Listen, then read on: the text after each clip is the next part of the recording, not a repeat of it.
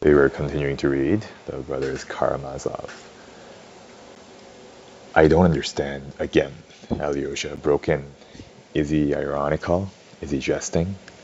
Not a bit of it. He claims it as a merit for himself and his church that at last they have vanquished freedom and have done so to make men happy. For now, he is speaking of the Inquisition, of course. For the first time, it has become possible to think of the happiness of men. Man was created a rebel, and how can rebels be happy? Thou wast warned, he says to him. Thou hast had no lack of admonitions and warnings, but thou didst not listen to those warnings. Thou didst reject the only way by which men might be made happy. But, fortunately, departing, thou didst hand on the work to us. Thou hast promised, thou hast established by thy word, thou hast given to us the right to bind and to unbind. And now, of course, thou canst not think of taking it away. Why then hast thou come to hinder us? And what's the meaning of no lack of admonitions and warnings? Asked Alyosha. Why, that's the chief part of what the old man must say. The wise and dread spirit, the spirit of self-destruction and non-existence, the old man goes on. The great spirit talked with thee in the wilderness, and we are told in the books that he tempted thee. Is that so? And could anything truer be said than what he revealed to thee in 3 questions, and what thou didst reject, and what in the books is called the temptation? And yet, if there has ever been on earth a real, stupendous miracle, it took place on that day, on the day of the 3 temptations. The statement of those 3 questions was itself the miracle. If it were possible to imagine, simply for the sake of argument, that those 3 questions of the dread spirit had perished utterly from the books, and that we had to restore them, and to invent them anew, and to do so had gathered together all the wise men of the earth, rulers, chief priests, learned men, philosophers, poets, and had set them the task to invent 3 questions, such as would not only fit the occasion, but express in 3 words, 3 human phrases, the whole future history of the world and of humanity.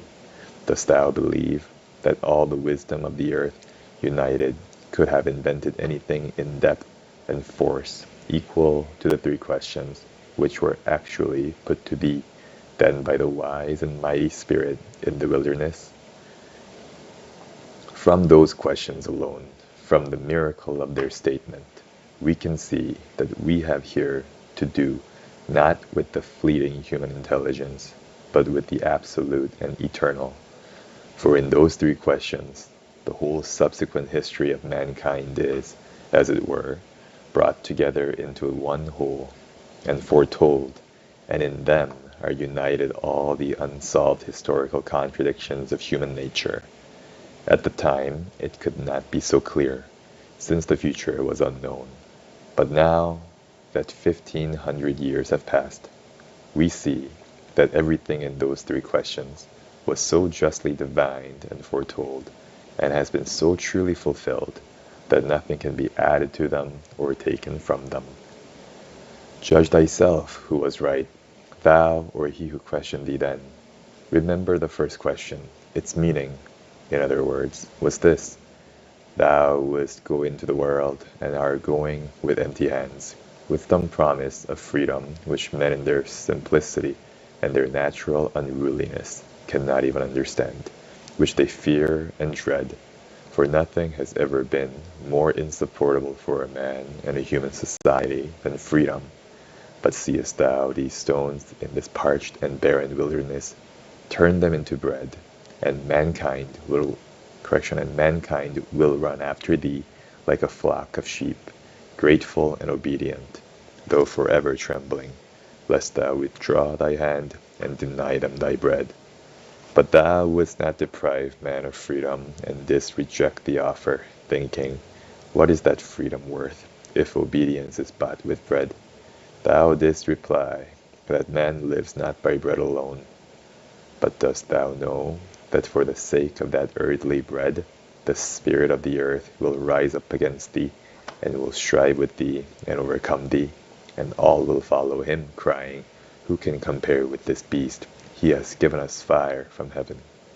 Dost thou know that the ages will pass, and humanity will proclaim by the lips of their sages that there is no crime, and therefore no sin, there is only hunger? Feed men, and then ask of them virtue.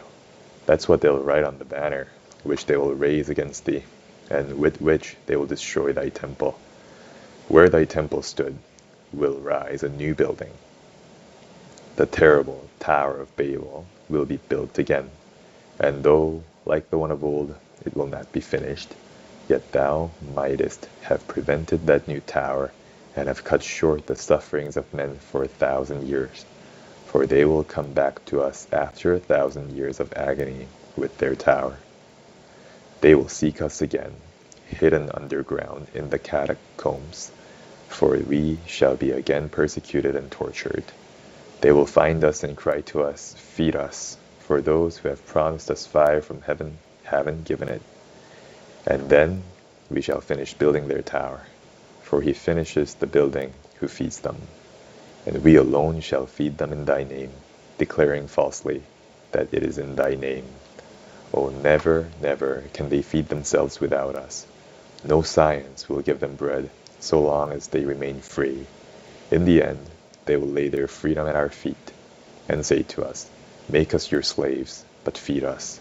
They will understand themselves at last that freedom and bread enough for all are inconceivable together. For never, never will they be able to share between them. They will be convinced too that they can never be free, for they are weak, vicious, worthless, and rebellious. Thou didst promise them the bread of heaven, but I repeat again, can it compare with earthly bread in the eyes of the weak, ever sinful and ignoble race of man? And if for the sake of the bread of heaven thousands shall follow thee, what is to become of the millions and tens of thousands of millions of creatures who will not have the strength to forego the earthly bread for the sake of the heavenly? Or dost thou care only for the tens of thousands of the great and strong, while the millions, numerous as the sands of the sea, who are weak but love thee, must exist only for the sake of the great and strong? No, we care for the weak too. They are sinful and rebellious, but in the end they too will become obedient. They will marvel at us and look on us as gods, because we are ready to endure the freedom which they have found so dreadful, and to rule over them. So awful it will seem to them to be free. But we shall tell them that we are thy servants, and rule them in thy name. We shall deceive them again, for we will not let thee come to us again. That deception will be our suffering, for we shall be forced to lie. And that's the end of the reading for today. Have a good day.